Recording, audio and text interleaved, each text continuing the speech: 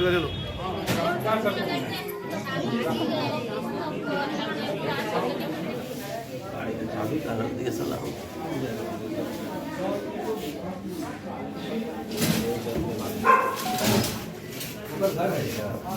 नमस्कार, आप देख रहे हैं न्यूज फॉर नेशन और मैं हूं प्रियदर्शन। बिहार में अपराधियों का मनोबल इस कदर बढ़ा हुआ है कि सुबह सुबह बैंक खुले और लाखों की लूट हो जाती है।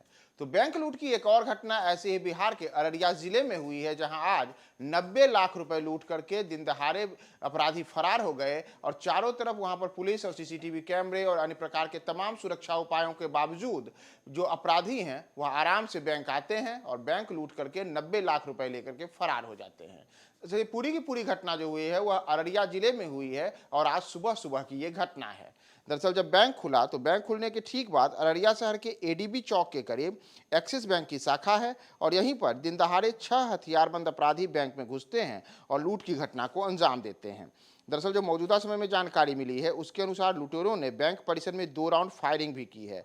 इसके साथ ही 90 लाख रुपए लूट करके वे लोग फरार हो गए हैं। हालांकि ये जो लूट की राशि है इसके ऊपर यह भी अंतिम राशि नहीं बताई जा रही है, क्योंकि बैंक के तमाम दस्तावेजों को मिलाने के बाद यह पता चलेगा कि लूटी गई राशि कितनी है। लेकिन माना जा रहा है कि करीब 90 लाख रुपए की लूट हुई है। वहीं घटना की जानकारी मिलते ही अररिया के एसपी अशोक कुमार सिंह भी दलबल के साथ बैंक पहुंचे और उन्होंने बैंक को चारों ओर से सील करने का आदेश भी दिया है। इतना ही नहीं, घटना की बारीकी से जानकारी ली गई है और बैंक प्रबंधक से भी बातचीत की गई है। इसके तुरंत बाद बैंक से बाहर जो अन्य प्रकार के वहाँ सीसीटीवी कैमरे और सुरक्षा के अन्य उपाय थे उन तमाम चीज़ों को लेकर के वहाँ पे पुलिस जो है अपनी जांच पड़ताल शुरू की है। तो शुरुआती जानकारी है उसके अनुसार बैंक के कर्मचारियों के माने तो करीब घटना 11 बजे की है। जब बैंक में कामकाज शुरू होना था ठीक उसी समय 6 लोग बैंक के अंदर प्रवेश करते हैं और वे वहां पर कस्टमर्स और जो अन्य जो बैंक के में वहां पर कर्मी थे उन सबको हथियार दिखा करके भयजदा कर देते हैं। इस दौरान उन लोगों ने हवा में 2 राउंड फायरिंग की। फायरिंग होते ही बैंक के अंदर अफरा तफरी का माहौल हो गया और इस दौरान कैश काउंटर से तकरीबन 90 लाख रुपए लूट करके अपराधी फरार हो जाते हैं। वक्त बैंक प्रबंधक ने इसकी जानकारी अररिया नगर थाना को दी, जिसके बाद वहां पर पुलिस की टीम पहुंची। साथ ही साथ एसपी अशोक कुमार सिंह भी वहां पहुंचे और बैंक लूट की इस घटना की छानबीन शुरू हो गई है।